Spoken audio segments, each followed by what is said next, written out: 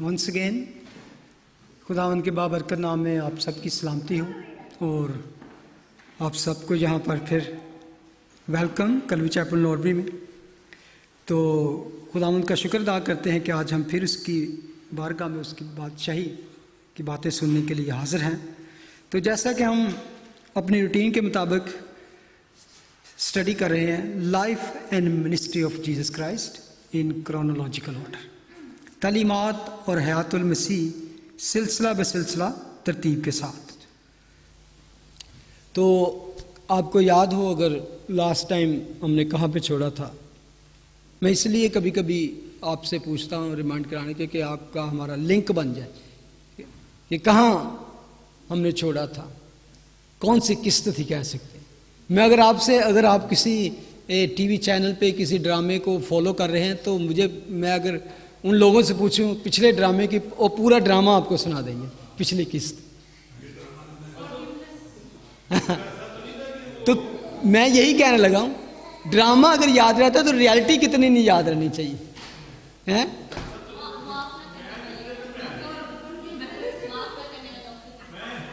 माफ ना करने वाले नौकर की, वेल डन। हमने स्टार्ट किया था अगर तेरा भाई गुनाह करे, तो वहां से फिर हमने इस जी हाँ फॉरगिवनेस, वेल डन। तो कि तू किस तरह उसको माफ कर। और उसमें चले मैं एक थोड़ा सा उसको ब्रीफ करता हूं जो हमने लास्ट टाइम पढ़ा था मैथ्यू चैप्टर 18 में से, कि अगर तेरा भाई तेरा गुनाह करे तो जा उससे खलवत में बातचीत कर, उससे समझा, और अगर तेरी वे सुने तो उससे माफ़ कर, तो तूने अपने भाई को पा लिया। अगर वो तेरी ना सुने तो एक दो आदमियों को अपने साथ ले जा, ताकि हर एक बात 2-3 गवाहों की ज़ुबान से साबित हो जाए। अगर वो उनकी सुनने से भी इनकार करे तो कलीसिया से क्या, और कलीसिया की सुनने से भी इनकार करे तो तू उसे गैर कौम वाले और मसूल लेने वाले के बराबर जान। इससे पहले कि हम थोड़ा सा आगे जाएं, मैं एक बात शेयर करना चाहता हूँ, पर्सनल भी है और हमारे चर्च के हवाले से भी कह सकते हैं। आपने कुछ अरसे से शायद नोट किया हो कि हमारे एक भाई हमारे साथ वर्शिप करते थे, वो आजकल हमारे साथ नहीं है। तो किसी को ख्याल है कौन सा हो सकता है? अच्छा, असलम भाई, वो किसी वजह से नाराज़ हुए, और मैं इस हवाले से मेरे दिल में था कि चले जब बात आती है भाई को मनाने की, तो मुझ तक फिर दोस्तों तक फिर कलीसिया तक, खुदावन के हवाले से मैं किसी की बैक बाइटिंग या किसी करने, हो सकता है उसमें मेरी गलती हो। एनीवे, मैंने ट्राई की भाई से बातचीत करने की, मैंने मैसेज भी किए, मैंने टेक्स्ट मैसेज भी किया, फ़ोन भी किया, तो उसने कोई आंसर नहीं दिया। फिर मैंने इवन भाई खुरम से भी की कि आप उससे बात करें कि अगर कोई बात है तो हम बैठ के बात कर लेते हैं। तो अभी तक उन्होंने ये नहीं कि शायद अभी भी उनके शायद भी गुस्सा हो किसी बात के अभी, तो मैं I am fully ready to, मतलब किसी तरह भी अगर भाई को हो तो हमेशा एक बात याद रखें कि जब सुलह की बात आती है ना, सुलह की बात ये नहीं कि 2 पार्टीज होती हैं इसमें, एक, क्योंकि इसमें आप अकेले नहीं होते, 2 पार्टीज होती हैं। तो सुलह का मतलब ये नहीं कि आपका दिल साफ हो गया, आपने माफ़ी कर दे तो वो पहले जैसा हो जाए। उसमें दोनों का इस तरह होना जरूरी है कि दोनों तरफ से। तो खुदावंद का कलाम ये कहता है रोमन्स में कि तुम्हारी हत्तुल वसी कोशिश होनी चाहिए, तुम्हारी तरफ से कोई कमी ना रह जाए, बाकी उस पर छोड़ दो, then God will deal with other party. तो अपनी तरफ से आप पूरी कोशिश करें कि किस तरह भाई को मना ले, अकॉर्डिंग टू 3-4 स्टेप मैंने लास्ट टाइम बताया था कि क्या स्टेप हैं मनाने के। तो अब आप सब पर है, कलीसिया पर भी, इफ़ यू गेट टाइम और अगर आपके पास कोई है तो आप भी ट्राई कर सकते हैं। सिर्फ मेरे कहने का ये मकसद था कि अगर आपकी को फील हो कि नहीं इसको होना चाहिए, तो इट्स नॉट ओनली मी और ओनली खुरम या कोई, इट्स एवरीबॉडी। तो किसी कोशिश करके देख ले ताकि ये भी स्टेप पूरा हो जाए कि कलीसिया ने शायद कोशिश नहीं की किसी ने बात करने की, और कभी तो फिर आप मजबूर ना करें, ट्राई करें सुलह करने की, अगर नहीं तो फिर then pray for brother and just, क्योंकि बाद में लिखा है कि अगर वो उनकी भी कलीसिया की बिना सुने तो फिर तू उसे गैर कौम वाले और मसूल लेने वाले के बराबर जान। गैर कौम और मसूल लेने वाले यानी कि आउट कास्ट, इवन अनबिलीवर की तरह, क्योंकि बिलीवर की सबसे बड़ी खूबी ये होनी चाहिए फॉरगिवनेस। और खुदा का कलाम कहता है फॉरगिवनेस और कहर को धीमा करने वाला पहलवान से बेहतर है। The glory of a man is forgiveness.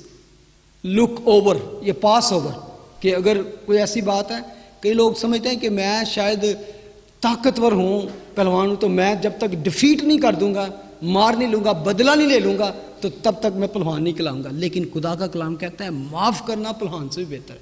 यानी कि आप एक रिवेंज ले भी सकते हो। यू आर इनफ पावरफुल कि आपको किसी छोटे बच्चे ने या उम्र से कम या ताकत में कम किसी शख्स ने आप पर अटैक किया है, तो आप उसको मिनटों में मसल सकते हो, तो लेकिन फिर भी आप जाते ने माफ किया। That is power under control, इसको कहते हैं फॉरगिवनेस। लेकिन जब हो ही ना कुछ, आप खुद ही कमजोर हो, कुछ कर नहीं सकते, तो कहते ना तेन माफ किया। ये बात नहीं। अगर ये सीन कभी आपने देखा हो, कभी न्यूज में आपने देखा हो कि जब इस्राएली टैंक और फुल वेपन से लेस होते हैं, फुल उनके पास ऑटोमेटिक और जदीद किस्म की टेक्नोलॉजी होती है कि वो किसी को मिनटों में फना कर देते, तो उनके सामने फलस्तीनियों के बच्चे और पत्थर लेके उनके आगे खड़े होते हैं, मारते हैं। क्या आप समझते हैं कि वो कि अगर आगे उसी तरह रिटेलिएट करें तो क्या हो?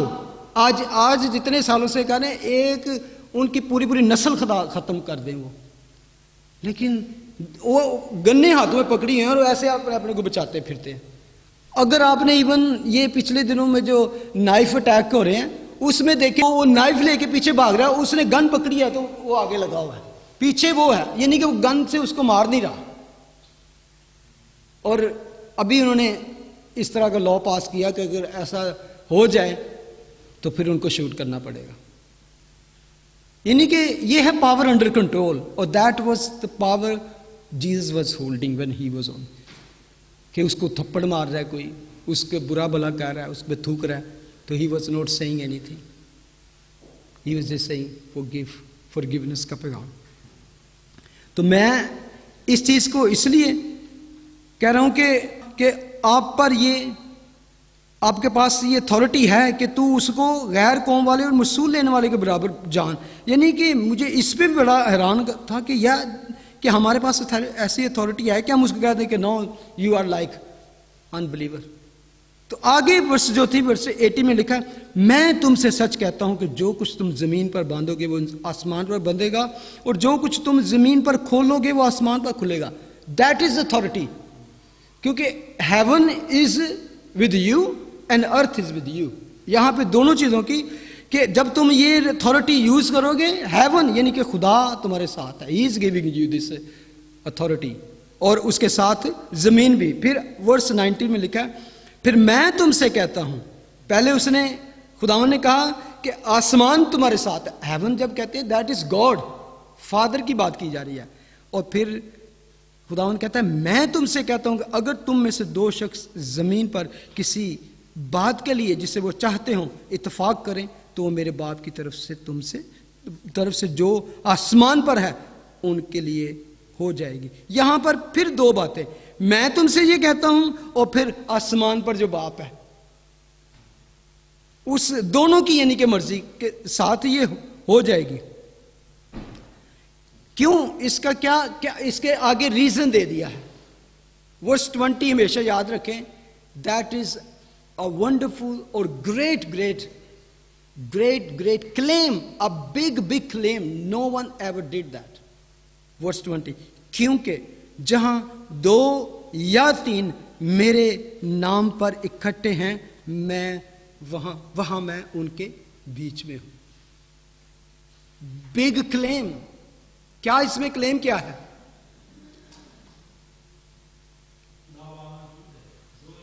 Yes, only God have this power.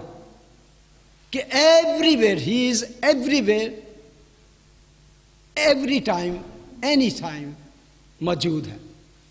क्या ख्याल है? Only God haves this authority of power, कि जहां यानी कि जिसको हम आम थियोलॉजिकल लैंग्वेज में कहते हैं ओमनी प्रेजेंट, एवरीवेयर प्रेजेंट। एक ही दफा एक ही टाइम पे इधर भी मौजूद है और इसी टाइम पे अमेरिका में, अफ्रीका में, यूरोप में, एशिया में, everywhere millions of people, those are worshipping God, he is there. और टाइम डिफरेंस आप देख लें कितना है, कहां पे रात है, कहीं पे दिन है, कहीं पे दोपहर है, कहीं पे सुबह है, लेकिन he is everywhere, every time, all the time. वो Jesus is saying I am wherever 2 or 3 gather, I am there also among them. It's a big claim. ये है claim of his deity, अलहुयत का, कि मैं खुदा हूं। Only even शैतान के पास भी, Iblis, Satan doesn't have this power. Satan doesn't have this power. He is not everywhere all the time, but he uses demons all over the world. आपको पता है कि when he fall from heaven, जब वो निकाल दिया गया तो लिखा कि उसने 1/3 of angel he drew with him, उन्होंने भी थ्रू के नाल ले आया अपने। तो वो उन डीमंस को यूज करता है पूरी दुनिया में अपने मकसद के लिए, और वो डीमंस और उसके साथ इंसानों को भी इस्तेमाल करता है। ही यूज ऑल्सो पीपल, जो उसके पैरोकार हो जाते हैं, जो उसको मानते हैं, जो उसके पीछे चल पड़ते हैं।